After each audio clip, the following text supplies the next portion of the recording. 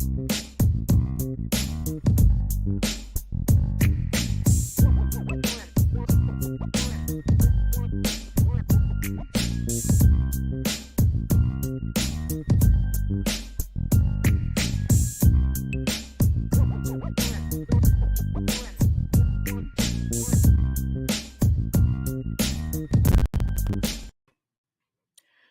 hey there, and welcome to the show. This is the second edition of IB Nation Sports Talk. If you were watching or listening yesterday and you're here today, welcome back, and thank you, Brian Driscoll. Yes, I used the right countdown today. I did not use the right one yesterday, but hey, it was day one. There was bound to be some kind of mistake, and if the biggest mistake was the countdown clock, which countdown clock I used, I guess I'll take that. But if you were with us yesterday, thanks for stopping back by today. It's great to have you with us. We spent a lot of time on yesterday's show talking about Notre Dame making the College World Series.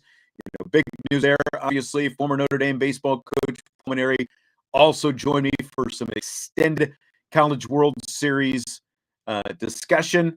You can find that on our YouTube page as well, on all the audio podcast platforms, Apple, Spotify, wherever you get your podcast. I did just see a comment in the chat that says your connection is a little bit laggy. We had big storms blow through South Bend last night, and everyone's from what I've been able to tell, pretty much everyone's internet connections have been affected by the storms. So I'm hoping that might be something that we have to deal with today. I apologize, but literally, like right after last night's show ended, big old storms blew through and everything else. So again, thanks for being here today. Bear with us. Hopefully, maybe the connection gets a little bit better at some point. But glad to have you here today. Vince DeDario is going to be back with me here in a few minutes. But first, you've heard that old saying, if it ain't broke, don't fix it. And now for starters, grammar police, don't come at me. Don't ding me for saying ain't, because that's part of the actual saying. But, nobody says if it's not broken, do not fix it, But if it ain't broke, don't fix it. You've heard it.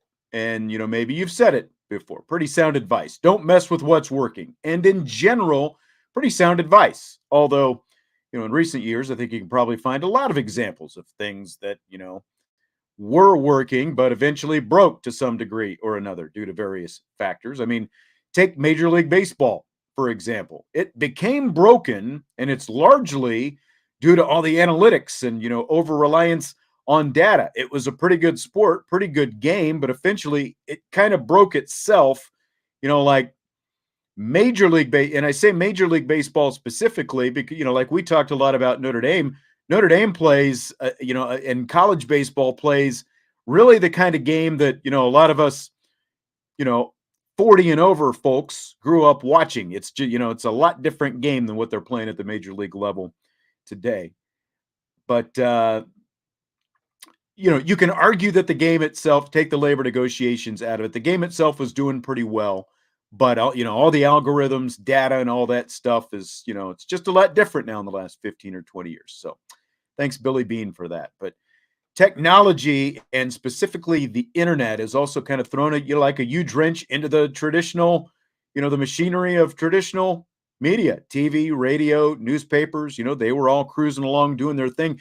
They tried, they tried to stick with the if it ain't broke, don't fix it mantra, but it's really kind of kicked them in the collective crotch is what it's done. It's like newspapers shutting down, radio stations and, going more syndicated and stuff like that. But, many of the, I'll just like even now Netflix, which was the king of the streaming hill not that long ago, driving force, they've got their own problems. But again, sometimes things are broken and the people in charge don't even realize it. It's kind of like the Kevin Bacon, remember in Animal House when he's running around, the parade gets attacked and it's like, all is well. He's in his ROTC uniform and all that, and then he gets trampled, of course. And that takes me to today's topic, college football. For years, the NCAA tried to tell you all was well, nothing to see here, we're doing just fine. But there have always been flaws. Like the game on the field itself is still a great game. college football, but it's the NCAA. They were like an ostrich burying their head in the sand, and like name, image, and likeness right now. College football is a great game, great sport. There are some things that I would change though, if I had my say, and that's kind of where we're going today. We're going to talk about that. And I already see some comments coming up in our comment section here, so throw some at us. Shout out Top Gun Freeman. That's right, WKRP in Cincinnati. Vince was right. We got our first WKRP comment tonight, so thanks for that. But I'm not going to touch NIL really. I think it's something that obviously needs to be fixed. It was like a year ago at this time, I think, that NIL was essentially instituted.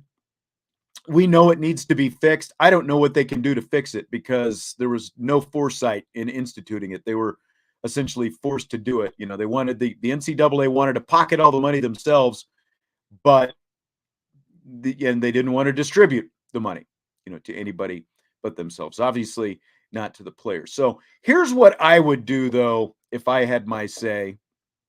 Changing college football, some things that I think would be good for it. I start with expanding the college football playoff. And I've been talking about this for a while. When that working committee first suggested expansion last summer, I wasn't that thrilled about it. I didn't think that expanding the playoffs was necessarily going to help anything.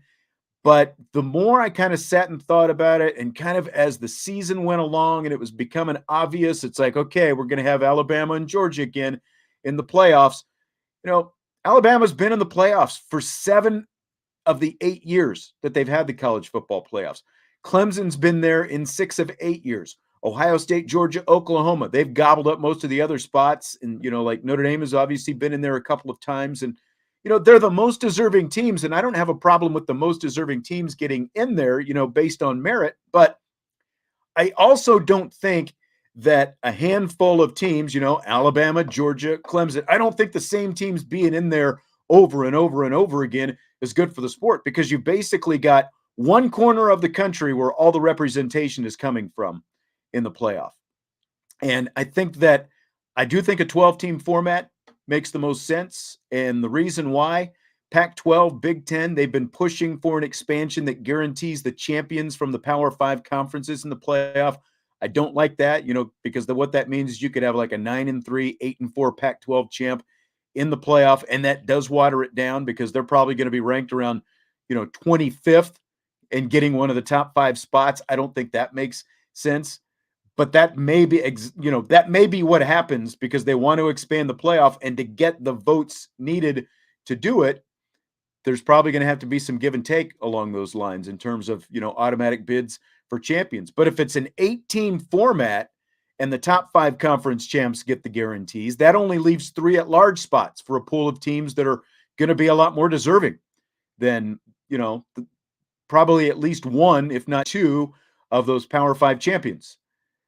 So I would rather see it go to 12 because then you get more at-large spots. And if you're a Notre Dame fan, that's a big part of what Notre Dame is holding out for right now. It wasn't just Brian Kelly. It's, that's good for Notre Dame. If they can get it to 12, that's why Jack Swarbrick was part of that committee and recommended 12 last year.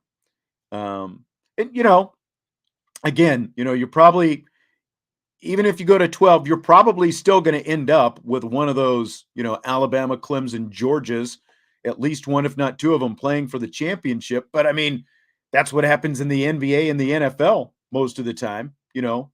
You still have more teams in the playoffs. The best teams make it to the end, but it's more entertaining watching meaningful games in December to me than watching a bunch of bowl games that have really become meaningless. So I'll leave it at that. I have a few more ideas, but I want to bring Vince DeDario in and see what Vince thinks, because I know a lot of people are sitting here and again, I haven't had a chance to look real closely at the chat stuff yet, but let's bring Vince in. I'll get some of his thoughts because I have some other things that I would change as well. I start with the college football playoff. I think the last time you and I talked about this, Vince, we kind of agreed on this, expanding the playoff. Are you still in on expansion? I am in on expansion, and it's not just because I think that opens the door for Notre Dame. It bursts the door open for Notre Dame, to be honest with you, if there's expansion. But I do like the idea of expansion just because, and it's scary because only certain seasons is where expansion is really good. And then there's other seasons where is there even really 4 good teams that Right. can compete for the college football playoff? You know what I mean? And I hesitate to expand only because I don't want a bunch of random nobodies in there that just don't deserve to be in there. I didn't like when they expanded the NCAA tournament for basketball. Right. You're just expanding it for people that they're not going to win. They're not going to win the championship. But again, it's just, it's a resume builder for them. What the bowl system has become now with the college football playoff, the 4 teams plus all the rest of the bowls, to me, there are some interesting matchups, but none of them mean anything. Yeah, right. No, and I so agree with that. I would rather see a first round, 12 versus 7, whatever, 12 versus 5 or whatever it would be. I would rather see that in the first round and then whittle it down, funnel those teams, toward, you know what I mean? No, I do. Toward the top 4 teams who are going to get a bye and all that. I would rather see that than what we've got right now. I think it makes more sense. And I also think that if you've got more because again, Notre Dame, Ohio State, Cincinnati obviously made it last year. Michigan made it last year, but you've really got the southeastern part of the country where all these power schools come from. Then you've got kind of a little grouping here in the Midwest, and the rest of the country has no representation. And we've seen with Notre Dame that, we've seen it with recruit. Now with Marcus Freeman, the recruiting has obviously gone way up in the last year since Marcus Freeman. But even after Notre Dame made their first college football playoff, we saw an uptick in the caliber of players that Brian Kelly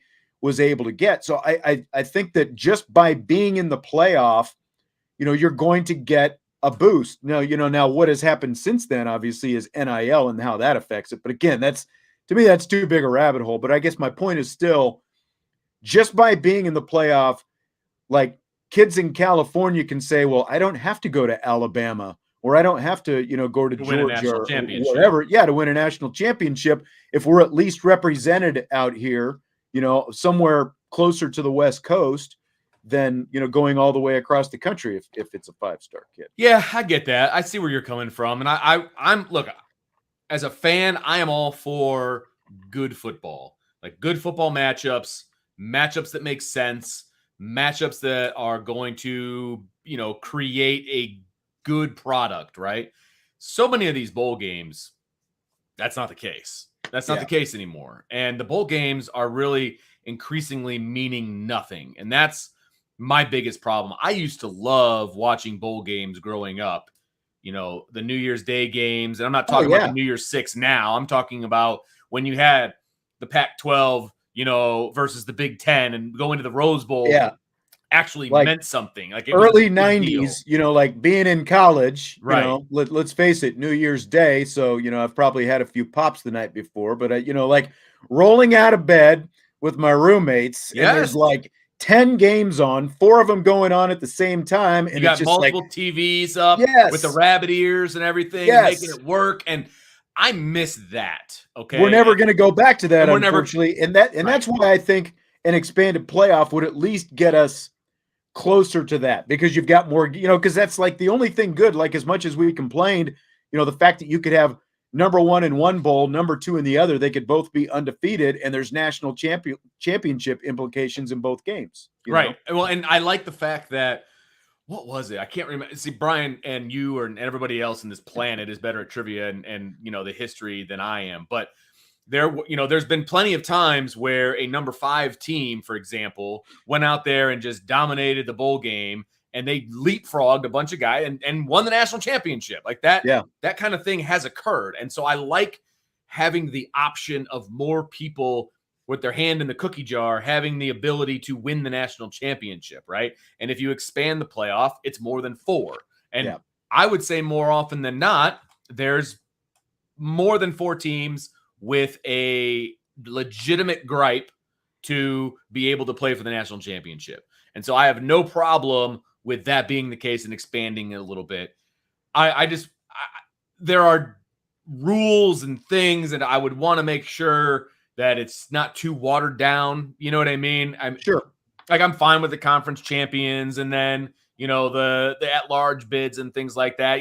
How many group of 5 teams do you really want in there? You can bring one every year. I would say only bring one if it's deserved, frankly. Don't have one just to have one. I think that's kind of silly. So, I mean, there would be things that I would want to, make sure of, but I'm all for expanding it because I think you're going to get a better quality of football. I think more guys are going to play in those games than sit them out, which I think is important. That's a factor too. Like Cal Hamilton maybe doesn't sit out the Fiesta Bowl if that's a playoff game instead, right? Exactly. 100%. And he said that. Just as an example. Yeah, exactly. Yeah. So you're going to get more guys playing, so you're going to get better quality football. I'm all for that. Whatever increases the quality of football on the field, I'm all for it. And if it brings a little bit something back to some of these bowl games, then I'm all for that as well. So if that's what expanding means, then I'm all for it. It just has to be done the right way.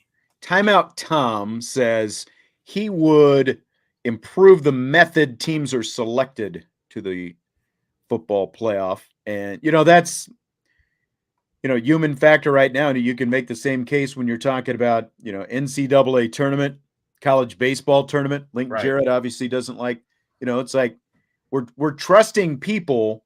And, like I can tell you that I'll just say this because there is a guy who's on the college baseball selection committee this year. Oh, okay. You heard me tell a story last year about a complete recruiting cluster that happened back in the day when this guy was on staff. And he was on the selection. I'll tell this story maybe next week or something when we have more time. But I'll tell the whole story because you're going to want to hear it and you're not going to believe it. But this guy was a baseball coach, an assistant coach, and now he's an athletic director, and he is on the selection committee. And when I see what happened to Notre Dame, and I know that this guy is on the committee, it's like there's no wonder. It's no wonder that the process is as bad as it is, so I don't know exactly what the process would be. We had BCS rankings where you've got all the computers and all that stuff. I don't know that was a great system, but so I don't know. I don't know what the change would be. You haven't thrown anything out. So what would you change, Vince, if you could change something about college football to improve it? Ooh, that is a good question. The NIL thing is a money pit, and I guess I didn't mean it that way, but it's a rabbit hole that I don't want to go down per se. That needs all of the change all of the time. That needs to be fixed. So I think we can both agree with that.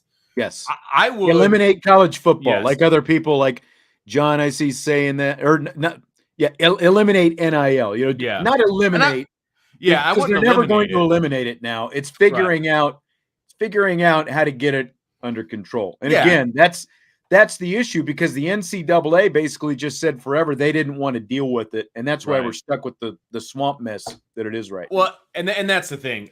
I have no problem with players making money off their name, image, and likeness. I have no problem with that whatsoever. I think it's deserved. I think it's long overdue. I think that's fine. And frankly, there's no way to make it fair with all the players across the board. That's just not that. The backup long snapper is not going to make as much money as the starting quarterback. And there's no way to make that fair. Okay. Right. The backup long snapper, if he's on scholarship, is making a lot of money as it is. So sometimes you just have to be happy with what you've got. But if we're talking about, if we put NIL to the side, right, I would really like some more stringent rules on recruiting. I think as far as times when you can communicate with recruits and times when it's just a dead period, right? I think that college football in general is burning coaches out. And the fact that coaches have to be on 24 hours a day because of cell phones and FaceTime and all of those different things, The fact that they have to be on all the time is ridiculous. And I think that that's asking way too much of them. I realize many of them at the high Power 5 level are making all kinds of money. I get it. They're making way more than you and I combined, right? But there's plenty of other coaches that are not making that kind of money, and they're expected to be recruiting and doing all of these things practically 12 months out of the year. And I think it's way too much. I think the NCAA is way behind when it comes to technology and, that kind of stuff. Before it was like, okay, well, you can't make phone calls. Well, you can still text and you can still, do all these different things. And I think that needs to be fixed. There needs to be more stringent rules. That's for sure. I would also say that I think that, what was I going to say? I had one more thing I was going to say, and it completely lost my train of thought. I'm sure you did. That. Oh, man. Well, that's what I'll stick with that. I'll stick with the coaches thing. I think that needs. I still think athletes should have to sit out for a year when they transfer. I think the transfer portal has gotten completely out of control. It is a free agency situation at this point. It has gone beyond, let's be fair to the kids situation. Okay. If your coach leaves, then you can transfer. Right. That's fine. Because that was always the big, well, if a coach can leave, then why can't the players leave? Okay, if your coach leaves, you can leave. I have no problem with that. But it can't be what it is right now. I mean, It is absolute free agency. There are literally 10 times the amount of kids in the transfer portal than they get picked up for an actual team. It's out of control. Well, I think, like the thing with Jordan Addison and that whole situation. Right. Because now, again, it's the combination of what you're talking about with NIL that really has just made this total chaos. Because, okay, if you're going to have NIL and you're essentially going to lure a player who's under scholarship and was not even in the transfer portal from one school to the next, if you also have the stipulation that, hey, by the way, you can take your NIL money, but once you get there, you're going to have to sit for a year. Yes, That changes things. It absolutely changes things. Like the kid from Georgia Tech, the running back who transferred to Alabama. Right. That kid was signed, sealed, and delivered before he ever entered the transfer portal that he was going to go to Alabama. Mm-hmm. That's messed up to me. You know what I mean? All the back channel talks and, I talked to the dad of the cousin of the friend of the whatever, and we wanted to make sure he knew that he had a scholarship at Alabama and some NIL money on top of it. All he had to do was get into the transfer portal. Right. That's messed up. And the fact that he gets to play right away, I don't like it. There needs to be more rules about that. I don't like it. It's not being used properly. We've talked pretty broadly. Here's one specific rule, like specific to the game itself, that I would change. Got to change the targeting rule. I hate the targeting rule in college football. It's a horrible rule because, to eject a player for the equivalent of a full game based on a many times subjective call, because, you've got, change of direction, like player, like we saw it in a Notre Dame game last year, when one player is significantly taller than the other, and you're trying to figure out, how do I geometrically make this tackle without our helmets, connecting? I think that it needs to be first offense in a game is just a standard personal foul, 15-yard penalty, because it is still a subjective call a lot of times. Absolutely. As to whether or not, it actually should be a targeting. So first time, 15-yard penalty.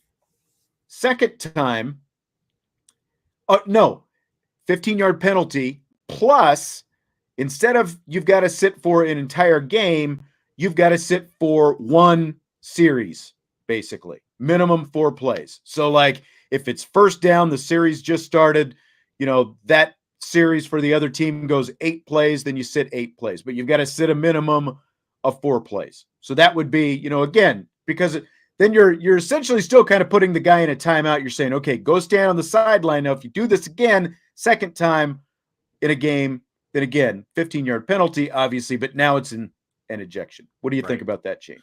Yeah, no, I'm absolutely dialing that one back is absolute, because too many times the targeting penalty, whether you agree with it being targeting or not, I would say 90% of the time it was unintentional, right? Now, there's still a few out there where it was pretty clear, he was dropping his head and he was trying to injure or whatever. Right. That's still what it is. I get that.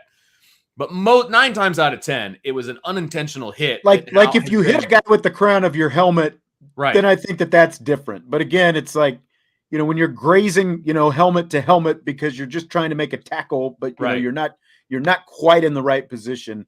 I don't know what you're accomplishing by ejecting a player. Yeah, absolutely. 15-yard penalty is bad enough. Okay. That's a drive extender. It's all of those different things. And so I think that's bad enough, frankly. If it happens again, okay, now you can start talking about maybe a half suspension, like a suspension of a half or the rest of the game.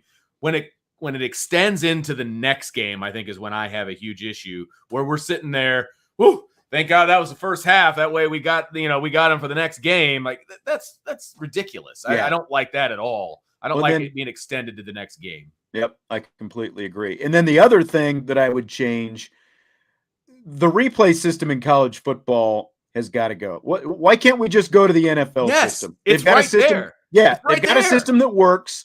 It's just not that hard because when you couple the fact that in college football, you can replay every play virtually if you want to. They have the authority, to challenge or replay any play. And then you've got long college half times. You've got the fact that the clock stops on every first down, so you've got 3.5 to 4 hour games going on. I just think, the replay challenges predominantly come from the booth, and it's just like they're just trying to cover it. It seems like in a lot of cases, what it comes down to suspect officiating, with some of the replays. Just go with the NFL system.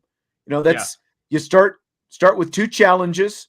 Coach calls for the challenge. You throw the red flag on the field. You've got to use a timeout to initiate the challenge. If it's upheld, you get the timeout back. Right. And if both of your challenges are upheld in the course of the game, you get a third challenge. And and then of course in the final 2 minutes, everything comes from the booth. I don't know why college can't just do that rather than replay every single play potential. There's just too many reviews in a college football game. Well, and on top of that, it's clear that every college has replayability because they're doing replay as it is. Mm-hmm. They need to minimize the amount of replays, and having coach challenges is going to do that. Now, you can still say that every scoring play is going to be reviewed. That's fine. Again, 9 times out of 10, it's obvious whether it's a score or not. So those reviews usually happen pretty fast, to be honest with you. And frankly, they go to a commercial break every time a score is made anyway. So it doesn't really extend the life of the game as it is. So yeah, I'm all for it. And the thing to me is the replay system in college is so confusing. I don't even understand when they're allowed to go to replay, when they don't go to. It makes no sense to me. And I feel like I'm a pretty well-versed person in college football and football in general. I should be able to understand when it's okay to go to a replay and when it's not. You know what I mean? Like it's so complicated. That's the problem. Yes, I completely agree. And I was looking through. Let's. I tell you what, we've talked about this for a while. If our listeners, viewers have more suggestions that they'd like to make, go ahead and shoot them to us. We can always use them during another show. So glad to do that. But you want to move on to rapid fire? Oh, I love me some rapid fire. Plus, we have some topics that we didn't get to yesterday. So I got to pull out the notebook because I had them all written down. Dun, dun, dun, dun, dun, dun, dun. That's right. By the way, thanks for all the love on the WKRP shirt. I do appreciate it. I told you it'd be a hit.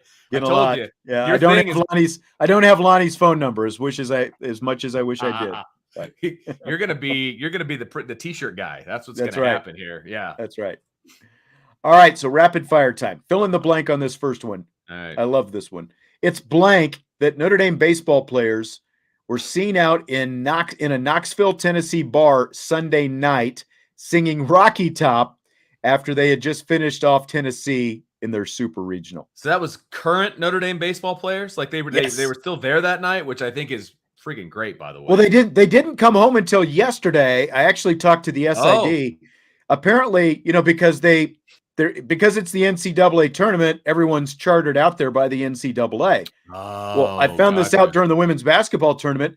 There's a shortage of pilots and charters. So they didn't come home until like yesterday. I think they got on campus at like 5:30 yesterday, more than 24 hours after finishing their game against Tennessee Sunday. Hilarious. So they were still in Knoxville, and there's video of them at a bar singing Rocky Top. Well, since all of them are like graduates and like 6-year players, obviously we're cool with them being at a bar, which I'm totally fine with. And the fact that they were singing Rocky Top is trolling at its finest, people. Okay. And it's not hiding behind your keyboard. It's wearing your Irish gear. That's right. Singing Rocky Top in the middle of Knoxville, Tennessee. Beautiful. It's beautiful. Yes. It's beautiful. I love it. Love it. As I don't know, is this Troll Hunter D? Yes. D Troll Hunter. Yeah, he said Rocky Top after every home run was just I mean, could you imagine? I mean, it's like I don't know. They love that song down there, but they hit 158 home runs this season. That's like a lot of Rocky Top. It seems like that would get old pretty quick. You know, that and that ugly mink coat would get old pretty quick. But I think it's awesome. It's, you know, it's like just kind of like we talked about with the home run celebration that they do yesterday. It was them. They were all just hanging out together. They weren't up in anybody's faces. They were doing their thing, kicking a few back. And, it's like, all right. It's great. Yeah. Like celebrating with your teammates. I mean, that's a huge win. That is a generation defining win. They were the number 1 overall seed, and they got beat by an unranked Notre Dame team, at least unranked in the tournament, right? Because they were outside the top 16. So they're an unranked Notre Dame team 20 years after they did it the last time. They do it again. They do it to Tennessee in their own backyard.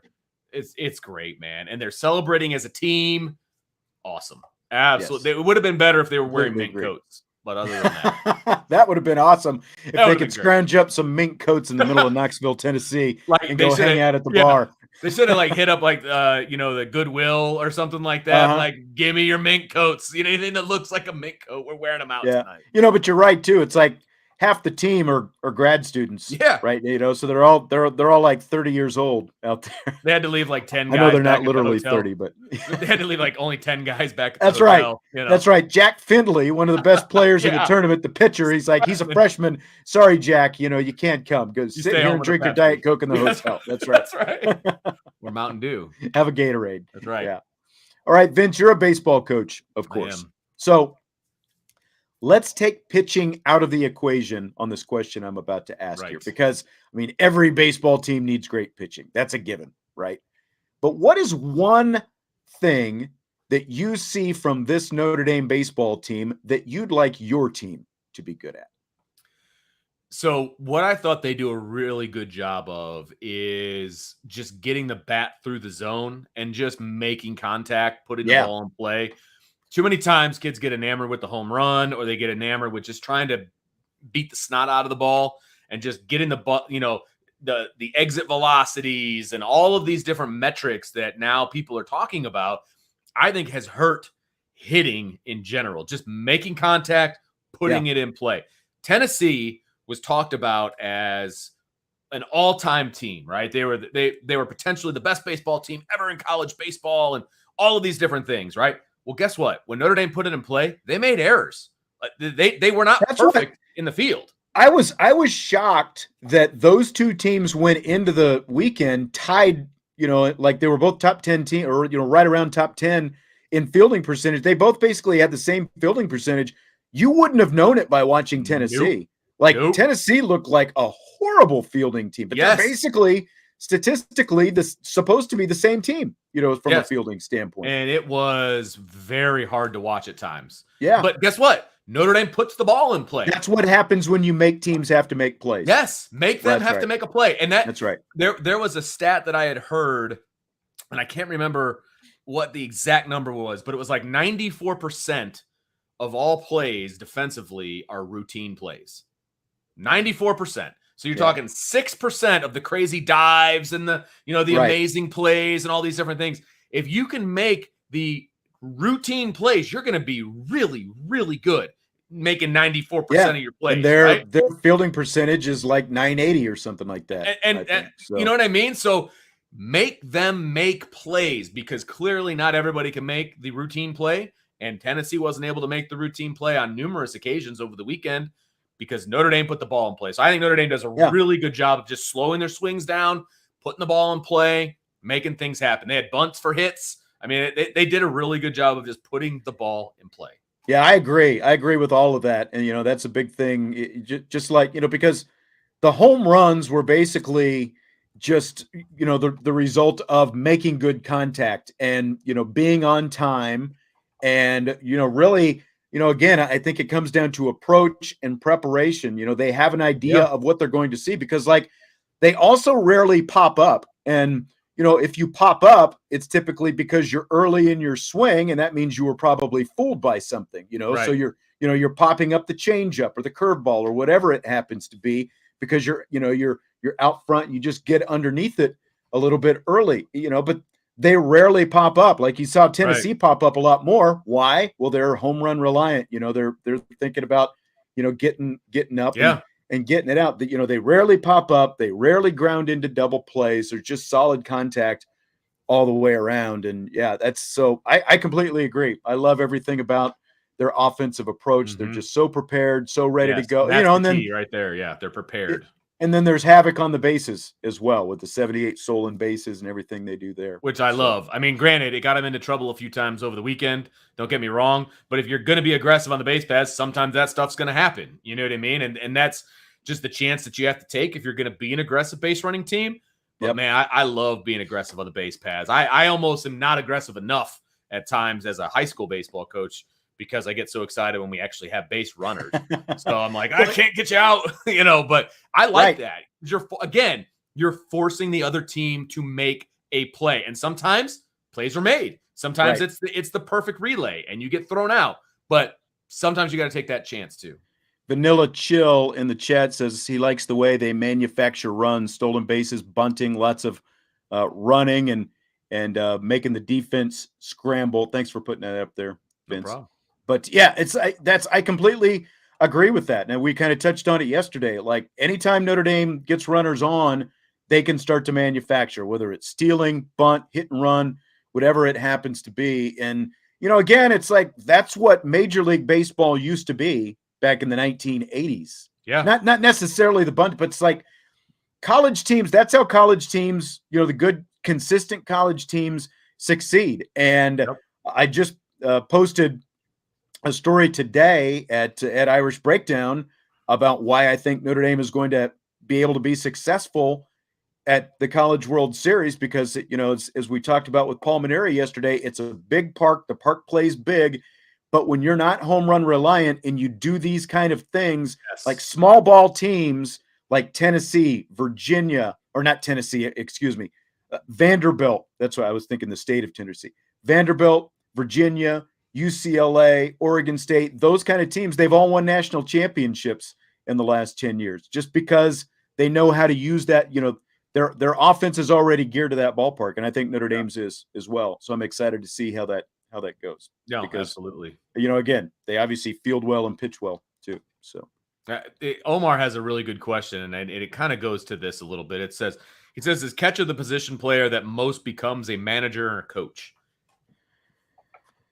Well, I haven't sat down and done a study. But I mean, overall, I think that's actually a pretty. I would think so because that's typically, it's kind of like a quarterback. It's like that's the guy who's really most actively involved in the game at any given time. Like David Ross with the Cubs right now. I'm trying to think of some other catchers. Joe Girardi before he got fired.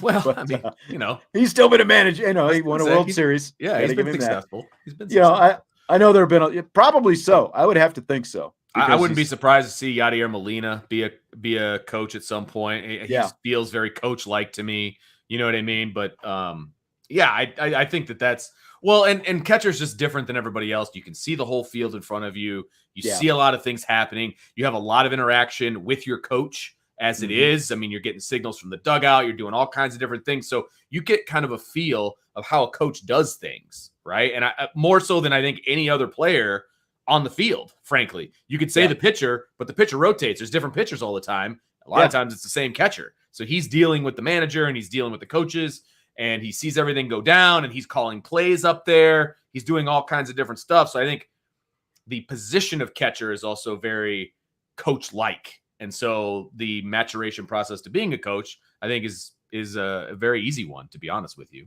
Yeah. Mark Avalone asks why there was so much use of the wristband signal sheets. That has come into vogue today. It's, that's like college. If you notice, like you saw the Tennessee coaches do it more often. They can use, like the catcher can wear an earpiece and they can talk into a walkie-talkie. It basically speeds up the process. Like the wristband speeds up the process. And if the defensive players are also wearing wristbands that, and they see the signal, they can look at it, know what pitch is coming and position themselves and that kind of thing. It's become really probably in the last 10 years, it's become a lot more prevalent, like I'm sure you see it at the high school level, Vince. If you don't, you might even use it. I don't know, but between, okay, you don't. Yeah. So, but we don't. You see a lot of them using them. Yep, that's right. And they use them for instead of the third base coach giving signals, he'll just 3-1-2, and then exactly, and then so that's exactly what it is. It's all a number system. There's a grid on those wristbands. Yeah, so you yell a series of numbers. The catcher looks and then flashes the sign. Yeah, so I'm old school. It annoys me when they're just yelling numbers. Like, come on, man, be creative. Get your, come on. Yeah, but you've got sign stealers out there too. I know. You do avoid that. You're not wrong. You're not wrong about that. Yep. But yeah, that's way more prevalent. I wish we could use the microphone. I might actually do that as opposed to the 3-1-2s and the numbers and stuff. But the microphone is actually a really good idea. Yeah, it's also work, keeping up the wristband because I tried that before too, and like the catcher's wristband always, gets like sweaty, so you're always redoing the cards and all that stuff. So you're not allowed to wear them on your belt in high school. You got to wear them on your wrist, and there's so many rules and regulations, and sometimes it's more bother than it's worth. But okay, Vince, here's the big question now. The Top Gun sequel, Top Gun Maverick, it's been the king of the box office for the last 3 weekends. Total box office creeping toward $1 billion worldwide. Crazy. I thought let's have a little fun with this, right? We're going to match some Top Gun characters with Notre Dame football. So, young Maverick. Who do you have? Who on the Notre Dame football team is young Maverick? So I feel like this comparison is more wishful thinking, hoping than maybe reality at the moment. But I have him, and maybe this is obvious, but I have him paired up with Tyler Buckner. And here's my reason why. Okay. Young, a guy that has a lot of talent, a lot of natural talent. You could be the best pilot in the nation, that kind of thing. He could be a really, really good quarterback, willing to take chances, and those chances pay off.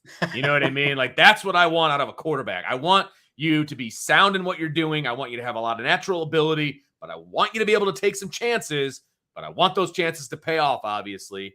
They paid off for young Maverick most of the time, and except for when he killed his reel. But other than that, they paid off for him almost every time, and that's what I want from a starting quarterback. So I put Tyler Buckner as young Maverick.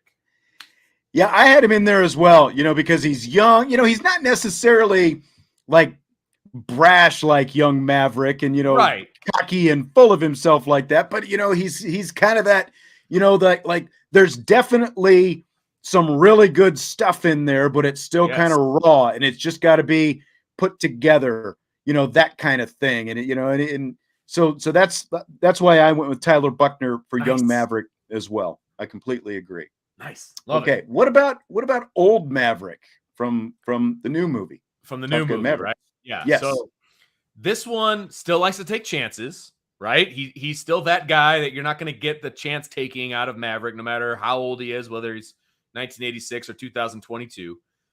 But he's a little bit more reserved. He does have some experience on his side, right? So I went with Brandon Joseph for this one. Okay. Because he's got some experience. I mean, he's 2 years removed from being All-American.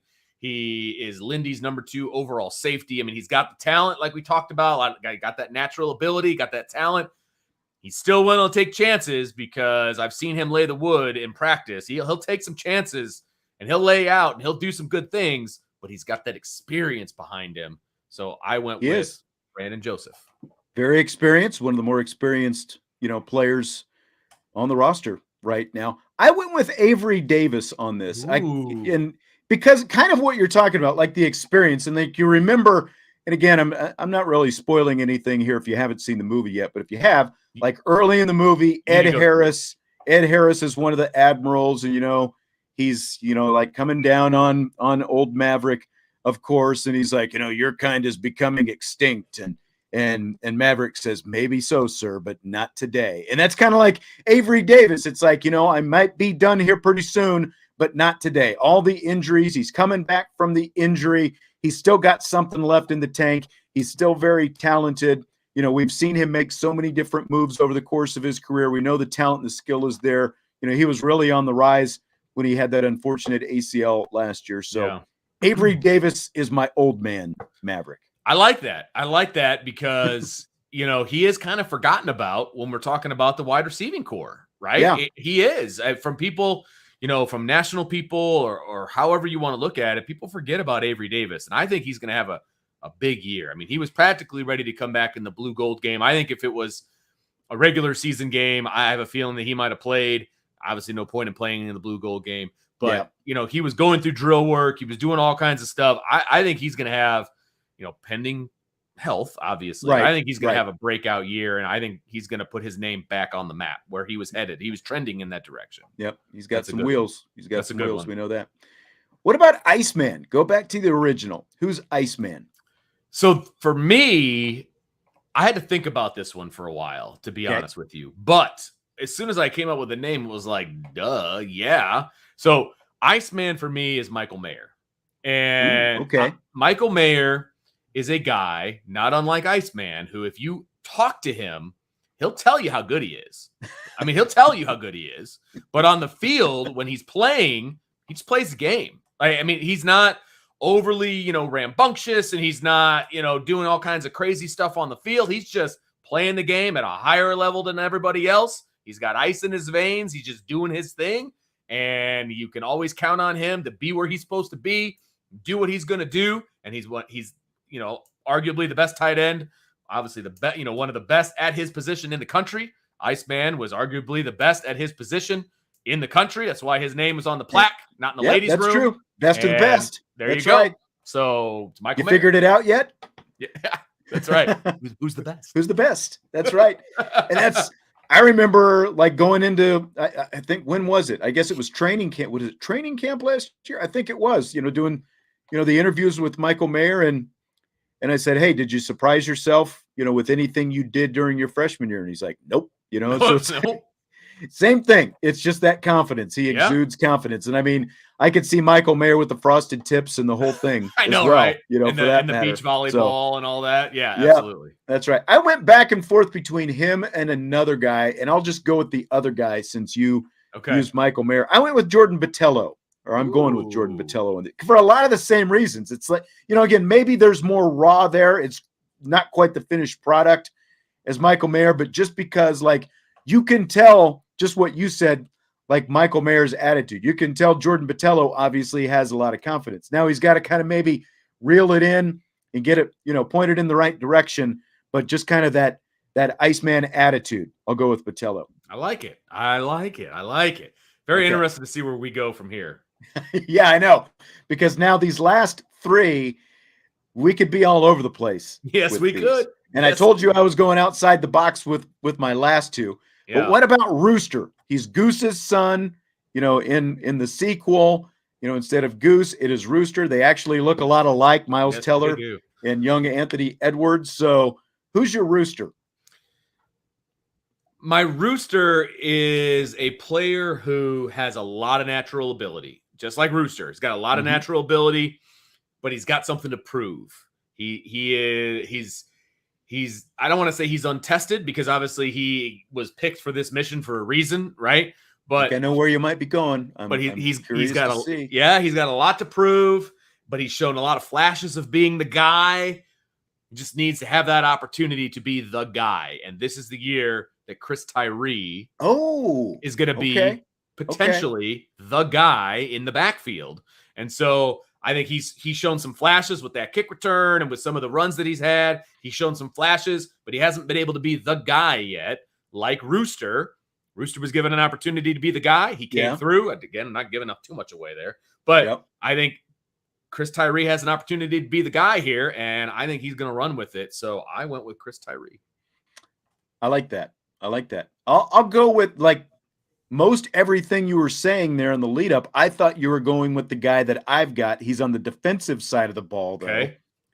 Okay. Talent.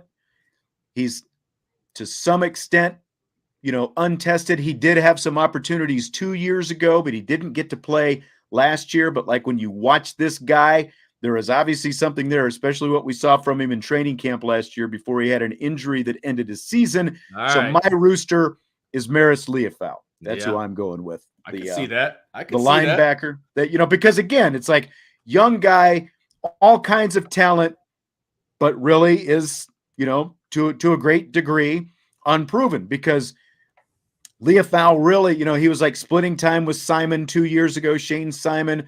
And then, it was really just kind of like, man, that Buck linebacker, that was obviously not a great spot for Notre Dame defensively. But then Marcus Freeman comes in. We saw a completely different Leofau. Was, he was going to get his chance. He didn't get it last year. So he's still kind of really, in terms of proving he can do it on Saturdays, he still hasn't had that opportunity. So that's why I'm going with him. Okay. I like it. All right. Next, we're going to go back to the original again. Charlie from the original, who, of course, was Maverick's girlfriend in the first movie. So who you going with for your Charlie? So this is obviously you have to look past the fact that it was Maverick's girlfriend. That whole part obviously is not going to fly with the Notre Dame football. That doesn't work, right? So I went with my characteristics of Charlie were, one of the brightest in the field. Along those lines, somebody who kind of sweeps in and shows how smart they are and has a lot of success and things of that nature. So I went with Tommy Rees. As my Charlie. A little bit of a guru to some extent. A guru trying to train these guys to do what got all the knowledge. What she wants them to do. He's doing the same thing on the offensive side. He's going to have an opportunity to have the offense to himself now. So I went with Tommy Rees as Charlie, which is weird. I know that doesn't sound right, but that's the direction I went. That's okay. I went, I told you I went outside the box and maybe even cheated on these last two. Okay. Because these are not Notre Dame football players, you went with a coach. Yes. But so Kelly McGillis obviously did not come back for the sequel as Charlie. Do we know what the reasoning was behind that? They basically just didn't ask her. Okay. All right. And I'm kind of glad. I didn't think they needed that part of the storyline in there. I wish they would have just taken a couple sentences and explained how maybe it fizzled out or whatever. Yeah. They didn't really cover it. That's the only thing. She's like a government contractor. She bounces all over the place, that's right? True. Yeah, so true. My Charlie, again, remember, Kelly McGillis not asked back for the sequel. I went with the former mental performance coach, Amber Selke, on this because also a blonde. That's right. Well, yeah. I mean, she was obviously, we heard a lot about her, big part of the last few years working for Brian Kelly with the mental performance aspect. But when Brian Kelly moved on, not asked back for the sequel. So that's my Charlie. Not asked to go to the bowl game either. Like that was that's right. It was an abrupt change. It was. And similarly, no real explanation, right? That is also very true. Very good point. Yeah, that at least not publicly. That's right. That's actually pretty funny. That's right. All right, our last one is Admiral Simpson, who is John Hamm's character in the sequel. So Admiral Simpson to me, so what I tried to do is I tried to come up with like characteristics of each person before I looked for somebody on the Notre Dame side to pair him up with, right? And to me, Admiral Simpson was just the guy that kept pushing back, kind of the nemesis. It was kind of the annoying. Antagonist. That's right. Antagonist. And they succeeded despite Admiral Simpson, right? Yes. It's Brian I know where you're going. It's Brian Kelly. How could it not be Brian Kelly? How could it not be Brian Kelly? Touchdown. Yes. How could it not be Brian Kelly? That's right. I didn't know if that was going outside the lines, but I don't know how it couldn't be Brian Kelly. He was We painted right in the same direction. It's like he's hanging out in the room. He's always there. It's like you could see, just like Admiral Simpson, you could see Brian Kelly, like over on the side of the quarterback room, just barking stuff. And it's like, all right, we get it. Yes. So that's always has his hand in too much, but then not enough, and he doesn't really understand what's going on with the rest of the group. Like, right. It's Brian Kelly. It's like, we got our game plan together. Do you have to, it's like, I just threw away the rule book. Do you have to come back and show me the rules again? Come on. That's right.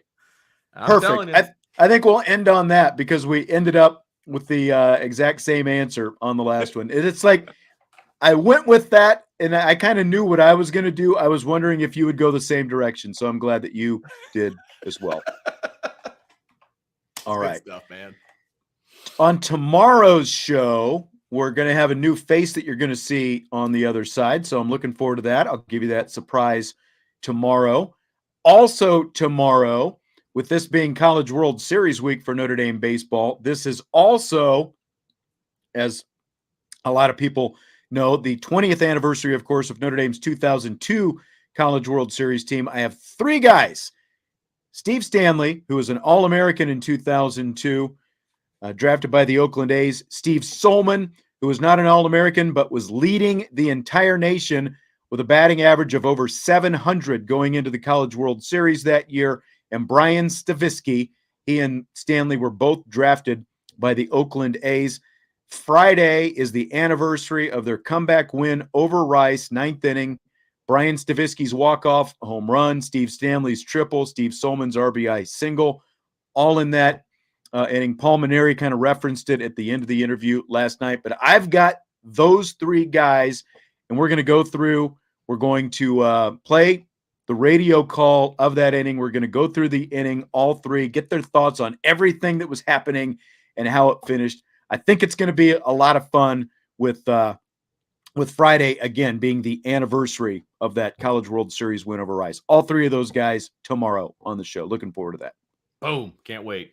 All right. Vince, enjoyed it as always. It was a fast hour as always. Yeah, no kidding. Always is, man. I'm glad we got to the Top Gun stuff, baby. And if you haven't, can I just say, if you haven't seen the movie, I'm going to, obviously I'm not getting paid by Top Gun, all right, or any of the people that are associated with it, but you got to go see this movie. I think it was better than the first one. I'll just say it. I thought it was better than the first one. I thought the fighting and some of the aerial maneuvers and things were better than the first one. Now, granted, the airplanes are probably more maneuverable and things of that nature. Right. But I thought it was really, really good. I highly recommend it. Please go see it, especially if you're a fan of the first one. I've seen it twice in the theaters, and it's been a long time. Like, my wife and I, we saw it opening weekend, and then I guess it was last weekend? No, it would have been the weekend before. We were we didn't have a lot going on, and I said, I'd go see Top Gun again. And she's like, really? Yes, absolutely. And we picked up stuff the second time. We didn't pick up the first time. I love the first one, but I agree. I think the second one is a better movie. Part of it, I think, is the nostalgia that pulls you in. Absolutely. If you did like the first one. And again, I talked about it at the start of the show yesterday. It was familiar. They're just things and it's just like you drop back, and it's literally like your own life. It's like, you sit and it's, 36 years down the road, and, some things are, and some people are still in your life, some aren't, but it is a great movie. I completely agree. And I've heard people who didn't even really like the first one that much, who loved the sequel. My wife is one of them. So she actually liked the second one better than the first one. She's like, I really like that a lot more than I thought I was going to. It was, and I think she just came for the popcorn, but she really enjoyed the movie. So all your significant others out there, take them, because it's worth it. Larry Friedel says top 2 shows all time. I'm guessing that that's what he's saying. Within the last year on my old show, at some point I said my wife and I were out at a bar a few months back, and I had a few, and for whatever reason, probably more than a few, but I just turned to her and I said, Top Gun is the best movie of the 80s. And she's like, what? What are you talking about? And I mean, literally, was it the best movie of the 80s? No, but to me, it was the most entertaining movie of the 80s. And the fact that I can still, and I've seen it 100 times, and I can still watch it. Basically, I get to where Goose dies, and that's where I kind of, it's like, I get that. It falls off there, but I can just keep watching it over and over again, and if you can keep watching it over and over again, it's entertaining. And so that's no doubt. That's what I'm saying. Yeah, it's a great one. So go check it out, and then you'll understand everything that we just talked about. So that's right. All right, we've got a lot more. We've got more specific Notre Dame football conversation. We've got some college. He meant your show. Our show. Well, thanks. I mean, I'm going off about Top Gun, and then Larry's saying, no, it's you guys. Well, I'll take that as well. Thank you very much, Larry. Somebody get that guy. He needs a star or something. Is there like a rating system for our listeners that we can give them as well? You're awesome. Hey, thanks again, everyone, for for tuning back in. If you weren't with us yesterday, if you're new, thanks for stopping in. And we're going to be doing this every night at 6:00. So looking forward to it. Vince is going to be with me Mondays and Tuesdays, and again, you will meet my Wednesday guy tomorrow. You will meet my Thursday guy on Thursday. So I'm looking forward to that as well. Vince has experience with both of them, and regardless of which of the three, I think you're still going to have a lot of fun. So I'm not going to compare the three of you guys. I was asked to do that before, and I got in trouble. So but you were listening, remember? Oh yeah, remember when Bobby said, I'm your favorite guy. Yeah, I'm like, whoa, what are you talking about? Right. Yeah, absolutely. That's right. All right, we're completely off the rails. Yes, let's wrap it up. Talk to you tomorrow night, 6:00 right here on IB Nation Sports Talk.